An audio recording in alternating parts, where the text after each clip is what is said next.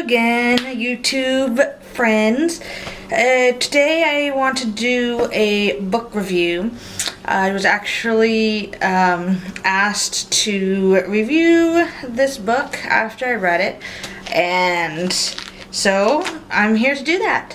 And the book I'm going to review is Hex Hall by Rachel Hawkins. Oh, there's this girl named Sophie, and she is a witch, and she gets sent to a witches reform school by her father for a prank gone wrong in high school.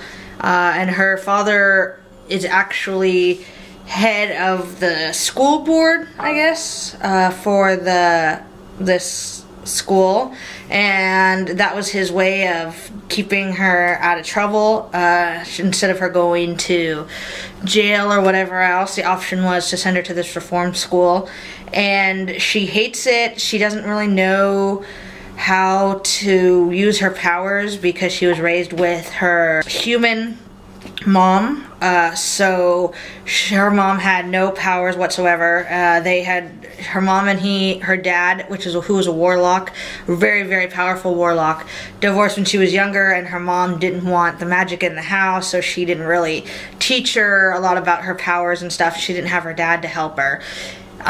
So she's still coming into her power. She's not really sure how to use them, so she's kind of a misfit.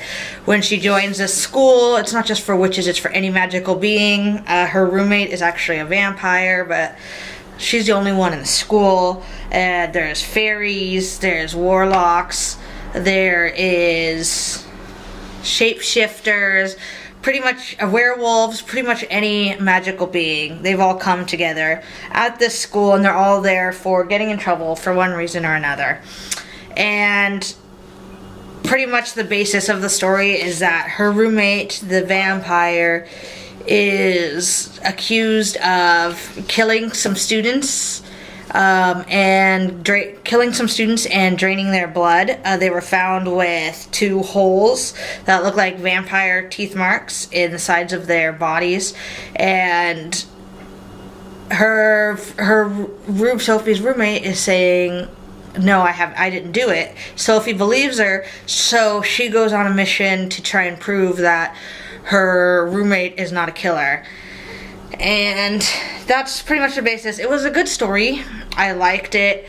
It was a good premise. I really liked how she developed the characters, and I just thought it was a pretty interesting thing for it being a YA book, and how there was like a murder mystery type of thing. My only issue with it, and the reason why I gave it 4 out of 5 stars, is because of the writing.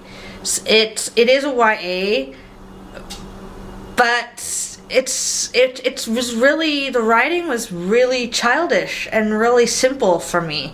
That might have been why I had issues with YA and why I don't read much of it, because I notice a lot of the times the writing is different from an adult novel, and I kind of just grew out of it. This doesn't even seem like a YA. It seems like it's more middle grade. And just with the writing style, a lot of the YAs I've read that I've actually enjoyed have a much more meaty substance, have a lot more, I guess, vocabulary in it, have a lot more complex, detailed writing. I don't really know how to describe it, but I really liked The Book Thief. I really liked Miss Peregrine's Home for Peculiar Children. I really liked Winger.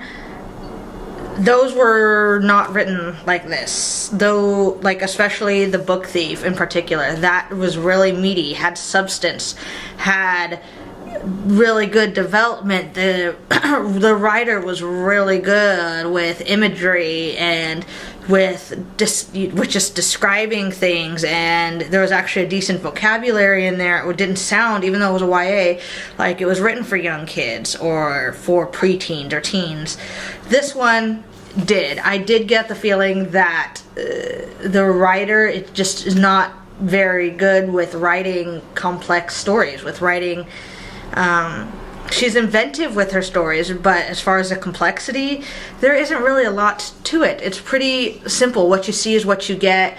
There's nothing sort of hidden inside. There's no depth to it. I don't really know how to describe it other than that. I was able to finish it pretty quickly. I enjoyed it. Don't get me wrong, I liked it. But this is a trilogy. Will I continue the second and third book? I don't know. It was good, but it kept my interest, but the writing I could not get over. It's too childish for me, and that was why I gave it 4 out of 5. I probably would have given it lower because of the writing, but I had to recognize and realize that this was a good story. It really was. Underneath the writing, it was a good story. And if you like YA, if you like witch books, if you like even Harry Potter was more complex writing than this. I just felt like it was really for kids. But if you like those type of books, if you like witch books, if you like stories that are really well thought out, even if they're not necessarily really well written, imaginative plots, good character development, you would probably like this book. And if you just like the typical YA writing style with the authors who aren't necessarily complex writers, you would probably like this. But it wasn't for me. I just can't take away from the story part of the story aspect of this.